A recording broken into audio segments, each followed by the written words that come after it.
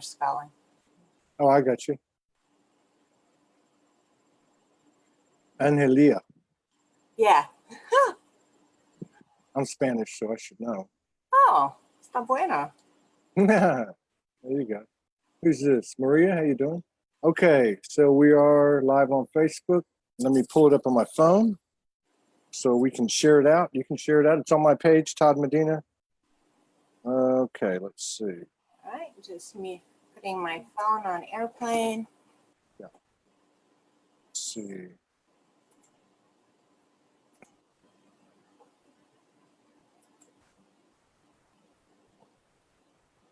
Where are you from? Where are you at?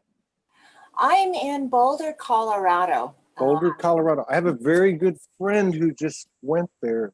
Oh, An auntie from the island of Kauai. I came from Oahu. Yeah. Well, she Yeah. was here. She was here 36 years. She's originally from Southern California, but she ended up over here after she was called. And I just talked to her on the phone a little while ago, and she said, "If you know anyone in the area, please let me know." Oh, now you do. She's in Louisville. You know where Louisville is? I sure do. Yeah, I'm actually living in Lafayette, which is right next door. Okay. But my office is in Boulder, and I'm here in my office right now. Oh, very cool. So I'll let her know. Her name is Milana. She'll probably catch this broadcast eventually. So either I'll hit her up or she'll hit me up and we'll introduce you. Wonderful. She just relocated there after she said she'd never leave. I actually stayed with her when I came here for about 6 weeks. I rented a room and got to be very close friends. And she said, "I'll never leave the island." And then the higher self kicked in like it's been kicking in with everybody and said, "Yeah, time to go." So. Oh, yeah. See, the awakening took me off the island, and I loved living there. Yeah, for her it was the same thing. Yeah, I just shared out to some different groups. Yep, I'm doing it to groups too. Very cool. Hello, Ivania, Cricket Holden, Kathy Mason. What's going on? Donna Davin. Good to see everybody. Got 21 people in the house. If these shows resonate with you, please share so we can stay above the algorithms at Facebook. Quick announcement. We have a broadcast tomorrow night, Hawaii time, 6 to 8 p.m. from Kapa'a at Mandira Spiritual Center. We're going to be playing for about 2 hours. I'll do maybe 3 or 4 or 5 Soul Speaks, do some commentary. We'll be playing videos as we do on the radio show, which we haven't done too much of lately.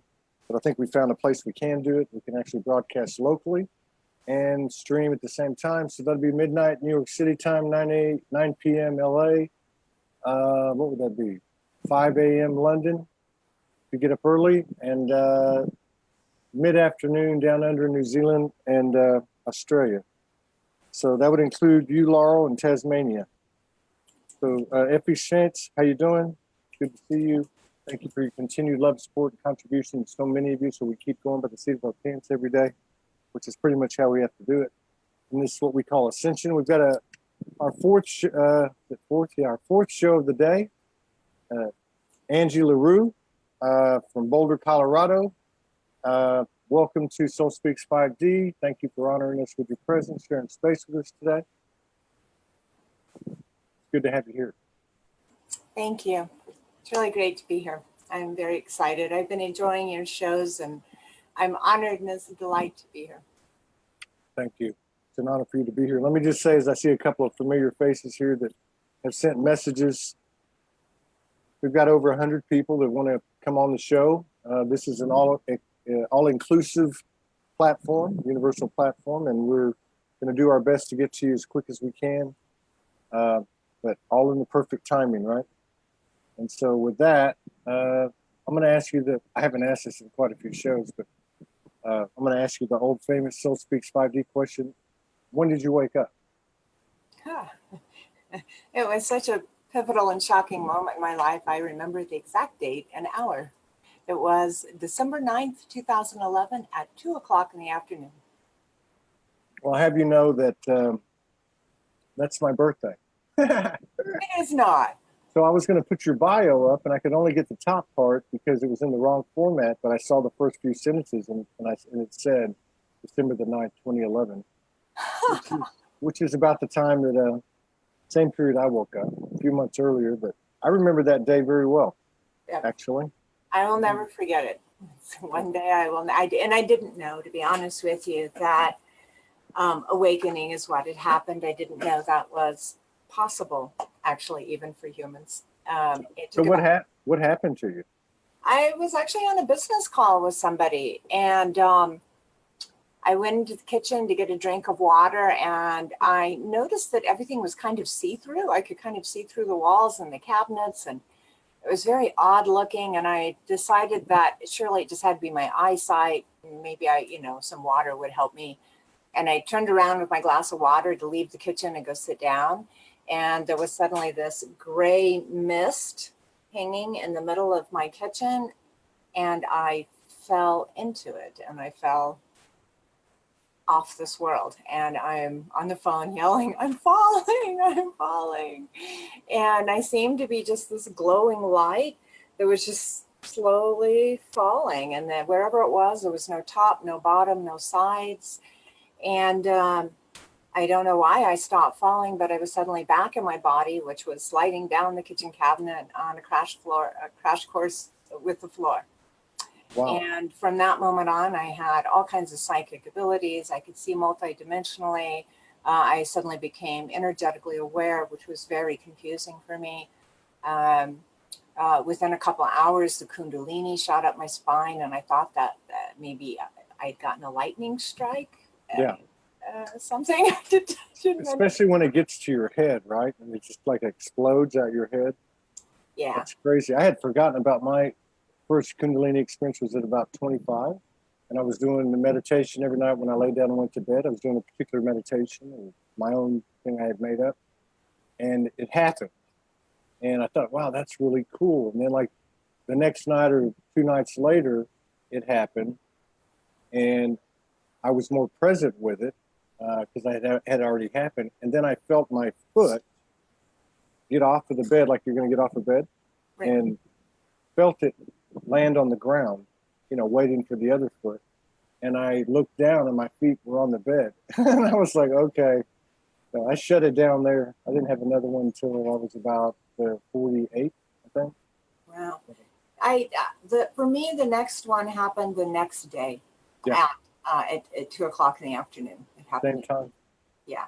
And then I went into all kinds of states of ecstaticness. I couldn't get off the couch for like 6 weeks. I would just kind of crawl to the bathroom because I was seeing multidimensionally. So I was seeing walls in all different kinds of places, and doorways were in different kinds of places. And I would have to feel my way because I couldn't tell where things actually were. And my bedroom was upstairs, and I would have to count the steps, every single step, because if I lost focus on the steps, I would fall up the staircase or down the staircase. It was chaos. And at that time, I was in a 20-year marriage with a gentleman who had very high level clearances.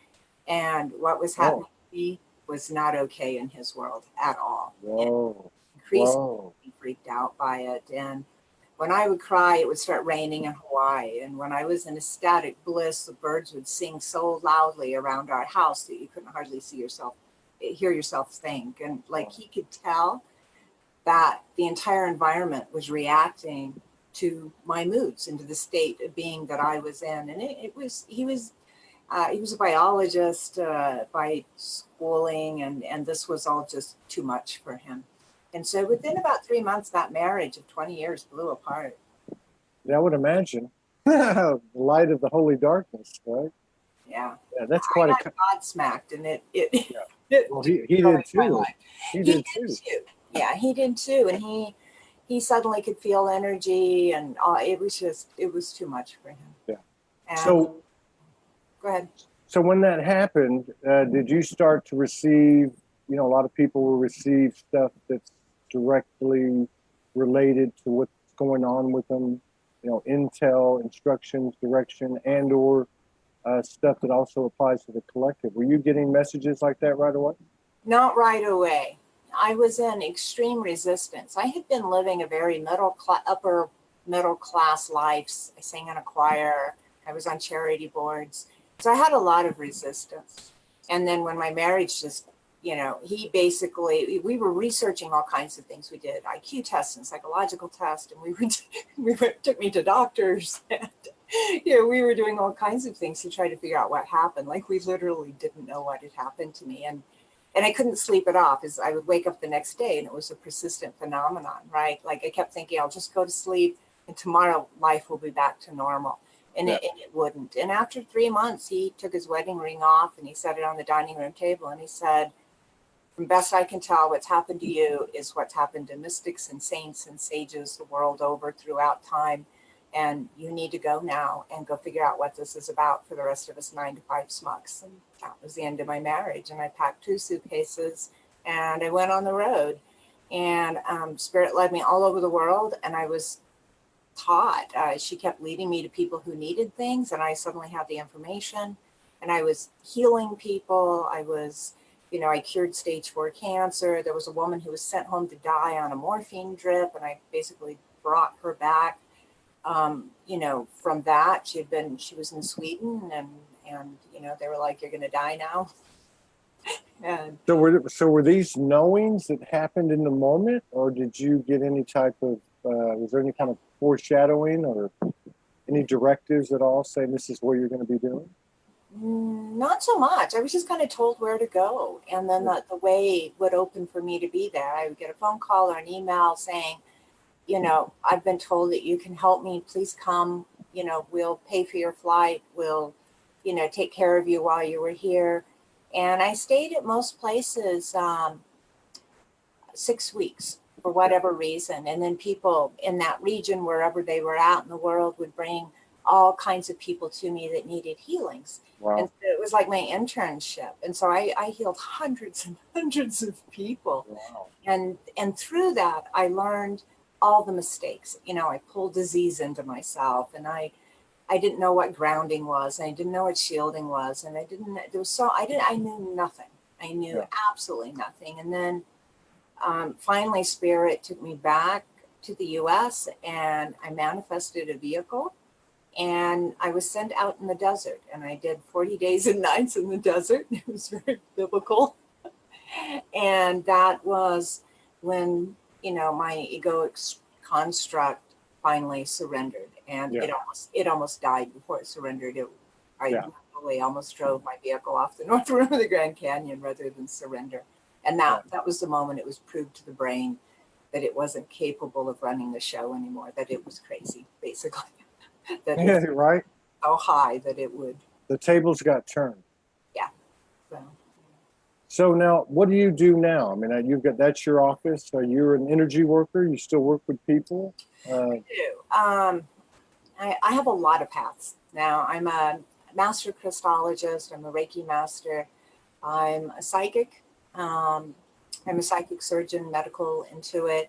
I'm a manufacturer of solfeggio and organ generators, and I teach. I have a lot of psychic abilities. I have enough I can teach. So I basically run a mystery school as well. Yeah. Now, do you run that online or only in Boulder? It's in person so far, but as demand increases, I'll probably run that on Zoom, actually. Yeah. And do you do one-on-one sessions? And if so, do you do them online? Okay. I don't do psychic surgeries online. Yeah. I really prefer those in person. And People have flown here from all kinds of places. Yeah. For those. So. Well, that's a hot spot, isn't it, on the grid, Boulder? It is. Spirit very distinctly brought me here, and then I was taken out again, and then I was returned, and I was told my training was complete. I was now to start working, and I was to work in Boulder. Yeah. So, yeah. And in these communications with Spirit, has it carried any faces, divine essences, galactic, angelic, anything like that? Or is it everything? Yeah, it's just kind of everything. I mean, for a hobby, I travel out of body, and I go and I take whole groups of people with me, and we go to other worlds. We've met, other life forms, and the galactic language is telepathy. Yeah. you know, and so we've interacted with all kinds of different beings. I wouldn't say that any is particularly like my direct connection is my higher self. Yeah. Now I've had, you know, gods like Apollo and Odin and Isis have all come into my experience briefly, but I don't work for them. Yeah. You know, they just come in and drop messages and stuff. I really feel like I work directly with the divine, whatever that is. It seems to be something that is everywhere, every when, and in every atom in the air. It's omnipresent. Yeah. And the direct translator to the egoic structure seems to be my higher self. Now, I do have a lot of, you know, angels and guides and stuff around me, and they'll tell me things. I went to Abidjan, Brazil to see John of God to become a better psychic surgeon. They didn't do that for me, but they came back with me. And so when I started psychic surgery, I call in the John of God beings, and they're here. And a lot of times when people buy products from me online, they'll report back that some beings showed up. And when they asked who they were, they said, we're the entities who work with John of God, and we're here to do a healing on you. So they're using me as a network hub to find more people to help, apparently. Like a conduit. So what's it been like to, now, this 2011 is when this started, which is about when it started for me and many others actually, 2011, 2012. So what's it been like to see the hard evidence of this collective expansion or collective awakening? You know, from your, it's gratifying, right? I mean, when I finally figured out what happened to me and I started kind of getting in control and developing some mental constructs to actually use all these abilities, I wanted to share it with everybody. And, you know, people weren't really ready, but I was led to a lot of people who were already awakened or were right at the cusp of it and ready to, and then my presence would awaken them, right? Yeah. And it's gratifying. Like I feel like, and it's probably just because like frequency attracts like frequency, but I feel like there's so many awakened people now, and it's richly gratifying. I'm so happy to have tribe, and you know, for a while I was a lone voice crying in the wilderness. right? Isn't that the story of awakening? Is the first thing you want to do is tell everybody, and you know, I always say this, but you see those posts, you used to see those posts. Why isn't anybody listening to me? Why does everybody think I'm crazy? Well, I like that. I like that what you said about the brain. You basically told the brain it was crazy. Roles got reversed. Yeah. I mean, it was proved to the brain that it was not capable of running the Angie 2.0 experience. We had fallen out of the matrix. We were not in the matrix before, and it was, you know, ego is earth guidance only. It was for the 3D. And so then this whole committee thing had to be developed, and you know, the body started getting a vote for the first time, and had a main vote, and you know, so a committee was, you know, kind of formed, and so now the brain is a valued servant, but it's not the master anymore. Yeah. And what about in your clientele? Have you seen a change in them collectively? Have you seen people being more open, more people coming to you, coming at you from a higher perspective than they were 2, 3, 4 years ago? You know, I can't honestly say, because I feel like I'm in a completely different world now, and the world I'm in is full of people who are on the path, somewhere on the path. And before, you know, November 2011, none of you people existed. You know? No kidding, right? So my perspective is so radically changed. I can't tell you. I was in one world and it was this way, and now I'm in another world and it's this other way. You know, beautiful souls everywhere. Yeah, I can relate to that. Took a while to find some souls though. I mean, you would find glimpses of them, but to have a you know, expanding community of them, expanding resource of them. Well, I remember even the first year, you know, people looking above my head when I'd be walking down the street, reeling down the street, blown out. And they would look at above my head and go, "Oh my God." And I remember an old man who almost wrecked on his bike crossing a street. And he was looking above my head, and he was like, "Oh my God." Right. And he wobbled and almost fell over. And I had a friend who would not let me go out in public unless I was wearing a hat. And I was like, "Why?" He goes, "Because you got a beam of golden light coming out of the top of your head and you're a road hazard." You're a road hazard. But I remember people bowing to me on the streets, and so many people came up to me and said, "Sister, you've got a throat chakra block." And I'm just like, "A what? What is a chakra?" What is a chakra? I knew nothing. And so what's the community like in Boulder? I mean, I've asked people from around the world, and there hasn't seemed to be anywhere where there was a lot of congregation with this type of dialogue or this type of conversation. It's diverse. Oh my goodness. This is a smorgasbord. Boulder is a spiritual hub, and you can go off down all kinds of Indian, from India, Kuratans and Satsangs and all of, that lineage. Damanhur has a outreach campus here. Damanhur, Italy has a campus here. So you can go down that whole lineage. There's a whole bunch of Tibetan stuff. We've got a Tibetan university here. Wow. We've got 2 different psychic institutes that are here, and a number of smaller mystery schools, with teachers like me. We got people here who can do telekinesis. I bilocate. I mean, it's, and I'm kind of a little bit more in the new age kind of thing. So, but that's a huge crowd right there. I mean, it's a smorgasbord. You can literally go just sample things here. It's amazing. I'm sure that there's a lot of people that are just think that there's a bunch of weirdos here too. There's a lot of the tables are turning pretty fast. Yeah, but you can literally go to some kind of spiritual or consciousness-based event here and have to choose between 3 to 6 things any day of the week. Yeah. Wow. It's a hub. Yeah. And so, I had a question I was just going to ask you. I can't remember what it was now. Oh, I know what it was. So in your evolution, what role did, what people call inner work or shadow work have to play in that?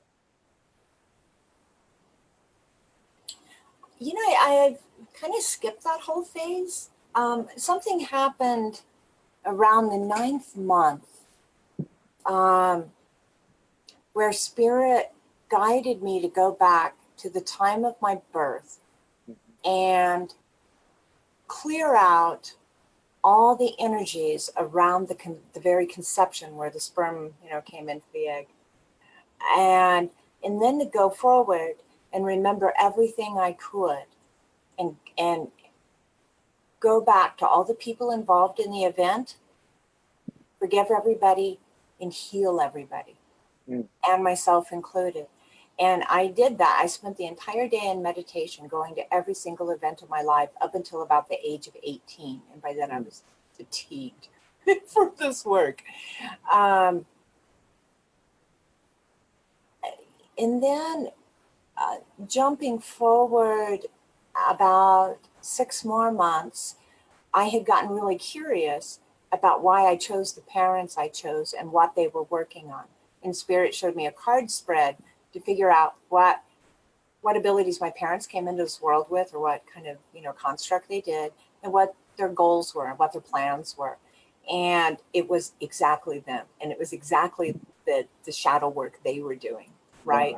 And when I saw that, I instantly forgave my parents everything, because they had taken on so much in this life willingly. They were heroic. And so I transcended the need to forgive. Yeah. And since then, I've never had to forgive anybody or myself. So I kind of skipped the shadow work, and I am perfectly okay where everybody, I understand, I guess, the evolution of the soul. Yeah. Yeah. So the shadow work is, there's a lot of people here who do it. Yeah. So do you ever get, I mean, I just bring this up really because there's a lot of people that are just waking up by their own admission. People say there's different levels, and I don't really understand or even care. But I think that's part of one of the attributes of the show is to share these experiences. So do you ever get triggered? Are you ever affected by these collective energies? And if so, how do you handle those on a personal level? No, no, that's kind of a joke because everybody's like, oh, it's a really hard. There's a lot of energy in the air, and all this is happening. I'm like, huh, what? My operating state now is a state of peace, abiding peace. Yeah. Now, that can get ruffled here and there. Yeah. But the spells last so short. Yeah. And there's always the witness that's watching the mind. Yeah. And watching how far the mind goes before, this other part of me steps in and says, okay, it's you're reacting now, and you can stop this frequency slide by stopping reacting. And then I have ways to stop and reverse that. Now, there's a few exceptions. I did get triggered. The most triggered I've been since awakening. And that was the event that I originally contacted you about. And I actually freaked out about that for 3 days. My human self freaked out about it really hardcore for about 3 days. But that was really a high-end thing. And sure it is. I mean, I got triggered yesterday in a show, and I'm sure it's happened before. I know it has 1,000 shows, but it was all, it was all perfect. It takes a little bit of time, and you go through it. What's this? What happened? And you see it, and then you expand from it. I practice a lot of self-love, and a lot of that is actually loving the ego, right? It's such a dutiful little monster. It's like a big red flag. And, it's the inner child, right? And just kind of allowing yourself to appreciate it and love it. It tries so hard. And even when it becomes triggered, it's some form of thinking that it's protecting you, or it's threatened, and just sitting with that and loving it really helps it to calm down. Yeah. I saw or heard 3 words a couple days ago, and the person was describing what you're describing, and they said, I'm at peace with reality.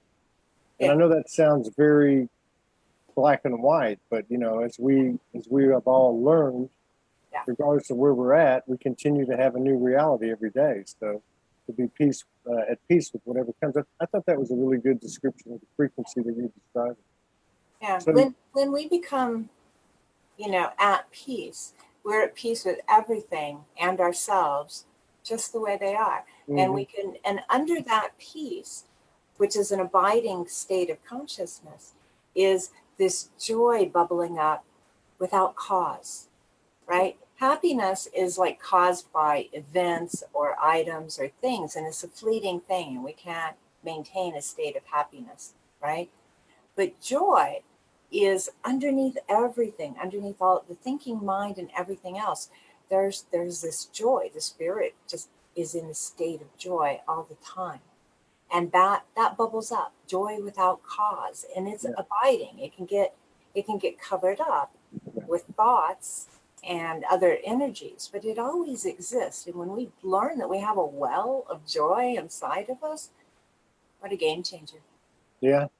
And I love that you brought up the fact that your biggest trigger since you awakened was what you've written me about, and feel free to discuss as much or as little of that as you want. But I would agree with you that it is a very high level experience, and that it's happening more and more and more to that and other things of what we might call supernatural or expanded esoteric experiences, maybe another way to put it. So, yeah, I wouldn't mind talking about it, but what I'm going to do is I'm going to skip the first part of it, how it happened, just for safety's sake, because I absolutely don't want anybody to accidentally. Absolutely. Yeah. So.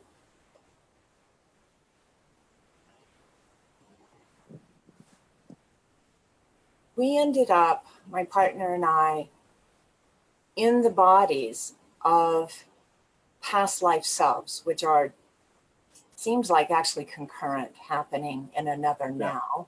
Yeah. And they were Druid and Druid priestesses, and it was Beltane.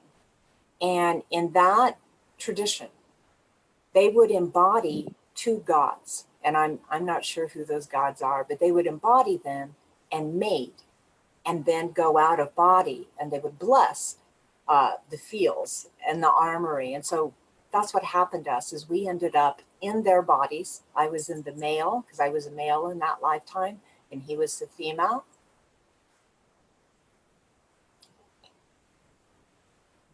Yeah. No, I'm with you. And yeah, so we blessed the potato crops. You must have been. Well, you know, I had a lady on about. It was like a tri-location, right? Yeah. Because we were physically in one reality, etherically in another reality, and embodied by gods. And what happened is afterwards, we got fractalized. When we came back into our physical bodies, we were way overheated. Yeah. I started getting really nauseous and sick, and I went to the bathroom, and I could tell I was not there. I was discombobulated. Yeah. And I heard spirit say, soul fragment recovery. And I was like, oh, good. Thank you. Thank you. Right. That's the only way to solve this. And I went back in, and my partner, who's a big man, was under all the covers he could get under, and he was shaking. And he said, I'm cold to the bone. And I was like, we're fragmented. Most of us isn't here.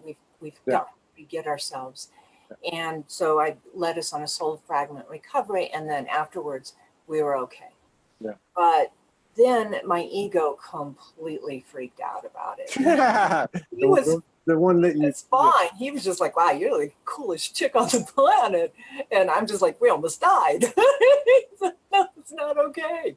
You know, if I hadn't known how to do a soul fragment recovery, you can't just embody gods at that level of frequency and that level of power and not burn yourself out. If you know, I mean, it was actually, it scared me.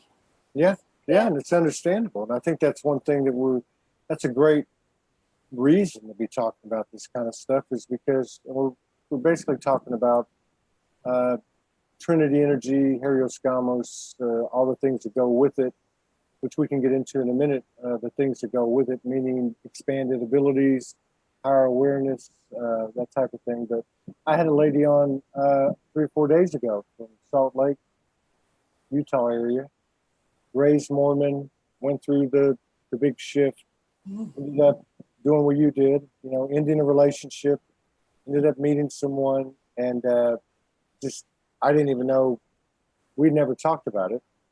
And bless you. And so she starts to tell me about sacred sex. And I'm like, what? What happened now? And she was telling me some of her stories about now her partner, as in her words, is like on the path with her, but like coming up behind her a little bit. You know, always just a little short period behind her. And how in both respects, they both experienced several, as we would call a god or goddess, essences in each other, along with many other things. And of course, Morgan and I have talked about it. We've experienced a lot of things too. So you're not alone. And but I just want to make 2 points. One, it's very important what you said, which is these things that are happening to us are hell on the human body. So it takes a lot of conscious effort. It's not happening to us unless we can handle it, but we also got to stay on our toes, I think is what you're saying. Now, let me ask you, when you had this experience, once your ego calmed down a little bit, did you notice any expanded abilities? Did you have any heightened awareness? Did you have any enhanced higher senses or even human senses? No. My boyfriend and I had been doing what we call puja for, you know, a couple months already. And it's a way that we connect our energy, and it's a very ecstatic state. And there's these heartgasms and there's these orgasms out here in the field. And there's just all kinds of wonderful, strange, fantastic stuff. And so we had already been able to do that. And it's almost like this was a result of being able to do that, kind of a natural thing. Now, you know, later on, we ended up with ISIS telling us that we were one of the few couples on the planet who could do this, and it's for timeline walking, and that we're to keep practicing it. And in time, the gods will call on us because some work needs done and they need us. Kind of like your experience that you had when you trilocated. Right. Yeah. So apparently that's a rare thing, and you know. Now there's a school of thought that there are couples all over this earth, all over the realm, that are carrying this coding, being brought together. I've seen evidence of 4 or 5 in my own little circle in the last 3, 4, 5 months. Some very recently, and that it is a base component in the transition from duality to trinity. Some people call it sacred sexual vibration. Do you feel, from your perspective, that our intimacy, regardless of what role it's playing in the ascension or the transition, do you feel like that it's going to be more non-physical than physical, or the integration of both? I really can't say. I mean, when I think back during the first 3 years of the awakening, I had some crazy energetic experiences with trees. And, there was a time when I was all alone and I had this like energy orgasm, and I shot an entire solar system out of my head. And I've learned since I'm not the only one who's done that. I've met a number of women now who have done the same. Bigger solar systems than me. Right. So, I mean, I have questions about how is creation done exactly, right? Right. Are we changing, or are we just discovering what we've always been? Yeah. I have opinions, but I don't think they're valuable. I don't trust the human brain's opinions anymore, right? Yeah. True that. Yeah, absolutely. Yeah, it would only make sense. I mean, I can only speak, from my own experience. So I can, again, is it an opinion or a perspective? If I just talk about the experience, I'll try to stay with that. And that is that, and especially coming from a masculine journey in this incarnation, that letting go of 3D, so to speak, doesn't go any deeper than it can in intimacy. It's like all preconceived notions, all programming, all performance goes out the window. And as you clear it, then these things like you're talking about that you've been having since 2011, alone or with your partner or a tree or whatever, there's more room for that. Right. It just seems like and so the experiences themselves, used the word ecstatic a minute ago, are just, they're not even in the same universe, basically. I've had so many ecstatic experiences with crystals. I couldn't even tell you how many. Hundreds. That was the first ecstatic experiences with something other than my own energy. Yeah. Yeah, they really taught me a lot about that, actually. And what Odin and Isis said is that the reason we experience this as a couple is because we've both become balanced in our masculine and feminine energy. We've both achieved homeostasis in our energies. And that's why our fields now can interact like that. Wow.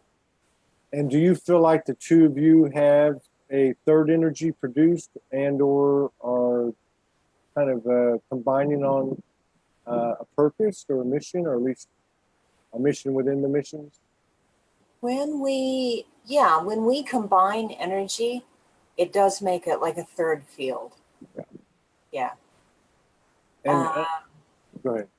As far as a mission, I think we're too early in our story to know. But he's got a lot of talents and abilities too. He's an animal whisperer and a Reiki master, and Qigong instructor, and he's learning a lot of the psychic abilities. He's picking up a lot of blueprints from me. He started doing a little bit of weather work now, which is pretty basic stuff, I feel like, that you need to do before you can really call yourself an energy worker, Yeah. But,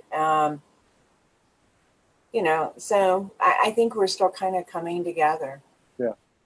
Do you feel like when that those two balanced souls come together and this type of thing happens, do you think that and what's produced, whether we call it ecstasy, soulgasmic, or whatever that third energy is, do you think it's connected somehow uniquely to creation, the creative energy type of thing?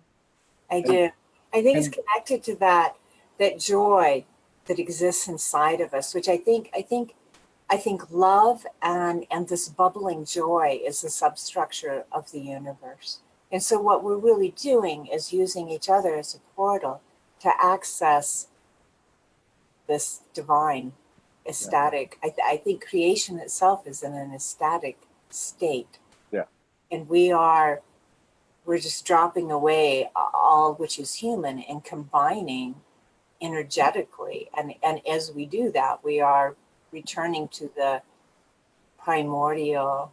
Yeah. Yeah. Do you think? Thank you for asking me that question. That is the first time that concept has come up, that it's been spoken aloud. Thank you for pulling that out, Todd. Thank you for being with me in this spontaneous, and I didn't plan anything. It just came out, through this conscious cosmic conversation. So last one on that subject, we'll move to another one. Do you think we can direct this energy that's produced in situations like this, either by virtue of one, the other, or both heartfelt intention? I absolutely believe, based on firsthand experience, we can do absolutely anything that we can believe, that we can do, that we give ourselves permission to do. And when we combine with another, and we could do that combining from a place of love and divine joy, I guess, now we've got even more power, right? Yeah. We have even more presence. We can affect more atoms, more energy in the air, the chi in the air, whatever we want to call this, but it's the animated stuff of the universe. Yeah. And so when two people come together, that's twice the field to affect even more. So it has such a larger presence. So, I mean, yes, held with intention at the moment. Right? I don't know how far I want to go into that. No, it's okay. But I think you know where I was heading, and anybody else who's been down this trail knows what I say too. I don't know. I'm trying, it can seem to me that it can be directed by conscious intention, then other times it can seem that it just knows where to go, kind of thing. I don't know. That's what we've kind of experienced. Yeah, sometimes you direct it and sometimes it takes you. Yeah. And there's definitely something in the etherical water out there, because there's more and more people. Sasha Grace is talking about what she's experiencing now in the comments, and I'm seeing more and more people talk about it. And it seems to be a very real part of our reality, and the fact that it really comes from the physical / non-physical point of our power, our sacred sexual power, be it the roots, the sacral, the heart, however that works. But well, I mean, if you study the work of whatever we want to call them, we'll just call them the mystics from the different religions, magic comes from a few places. There's blood magic, there's sex magic, there's life-death magic. So that's, from that tradition, that's what we're talking about, is sex magic. Yeah. Whatever it is, it's probably all those things combined and more, and there's probably other things similar to it at our disposal as we continue to evolve and expand that we'll discover. But it's one of many, many interesting things happening on there, but it seems to be not talked about. You don't see much written about it. It seems to be some pure Well, real-time intel. traditionally, that's all been super secret squirrel information held by, small groups that held the information. So I think what's different now is it's coming out of the secrets, sects, SECTS, coming, the secret groups is coming out of them. And, the internet is connecting us all, and we're having these conversations, and we're not doing it under the hood of some secret group with its emblem and, whatever, right? It's becoming something actually talked about between traditions and by people that are in no tradition. And I'm in no tradition at all. And you probably aren't either, but we're sitting here talking about it. But I think this stuff has been known. Oh, yeah. I was led to, that's what spirit led to me to. When things were happening, I was, shown where to find the information about it from this tradition or that tradition or the other. So I think it's And so, to me. before we head out, we got about 10 more minutes. If there's anything you would like to do, I don't know if you channel light language or anything that you might want to, totally up to you, or anything you want to talk about further. But certainly before we head out the door, how can people get in touch with you? How can they find you?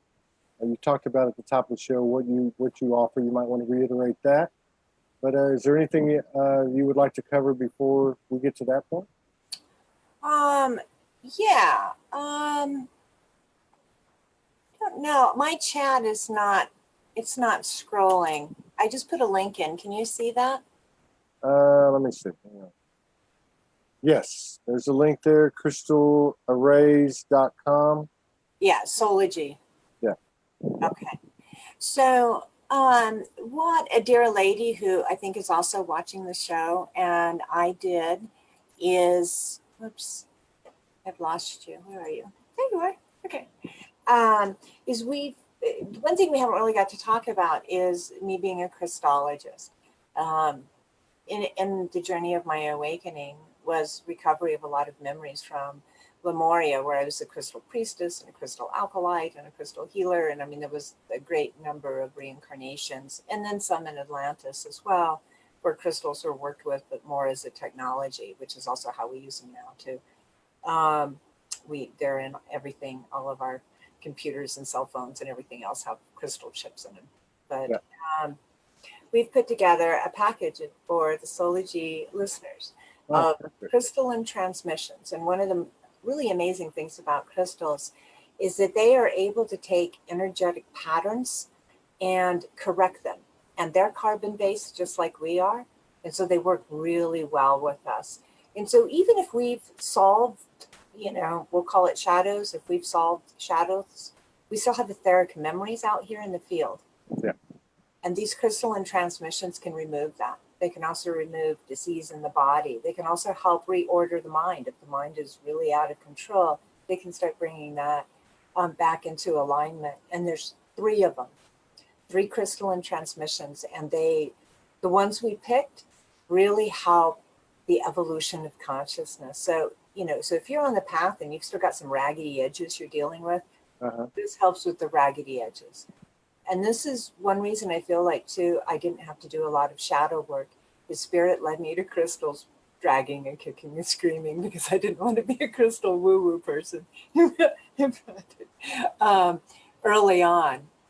And so I've worked with the crystals a lot. And I think that's why the awakening, even though it was instantaneous and really hardcore, why I didn't have to go through a lot of the shadow work, is I think the crystal arrays and working with the crystals really helped. Wow. So so there's 3 of them: Fortuna, Self-Love Array, and Vesta is the other one. And they also come with PDFs, which are downloadable. You print them out and you put your name on them, and they're like an IV drip, and they give you that energy all the time. So the downloads are like a guided meditation, but they are overlaid with the crystalline transmission itself. They're really powerful, very powerful. Uh, and then you can also have that PDF. You could put your dog or your mate or somebody else, their name in it as well. And Yeah. they will get that energy too. And it's all hooked to basically an energy plant that runs 24 hours a day. And that's probably something for another interview, because we don't have time to talk about some of the inventions and stuff I've done. I think we could talk about a lot of things over a lot of periods. So we could, I think we could too. yeah, certainly have another collaboration or 2 or 3 or 4. I would like. You're a I great just, host. thank you very much. And you're a great guest, a great collaborator. Let's put it that way. That's what we all are. So she's got 3 crystalline transmissions and PDF grids, and in respect to a friend of yours as well. This is their combined offering. You will receive 3 recordings of specific crystalline transmissions, which are yours to download and keep and play over and over for years. You also get an 8.5 by 11 crystal grid that you can print and use with your photo, or like you said, another being. So there's Fortuna, Vesta, and Self-Love Array. Very cool, very well done. Yes, very nice. And these are only available to you guys. We did this specially for you. So you have like a secret link into my website. Now you can navigate out of here probably and you know, and see the other, you know, things I have, but we did this just for you guys. That was very sweet of you. I don't think anyone's ever done it. They have, I would think, but not to that extent. That was very well done. Very well. Now, what if somebody would like to have us? What's that? Oh, Kathy Mason. Yeah. It was Kathy Mason. Yeah, I was going to say, I know I've Okay. talked to Kathy a couple times. I saw her on the show and the comments she made. Morgan mentioned to me, that's how we connected. I didn't know that she was in Boulder because I don't know most things that I'm told. I can't remember anything.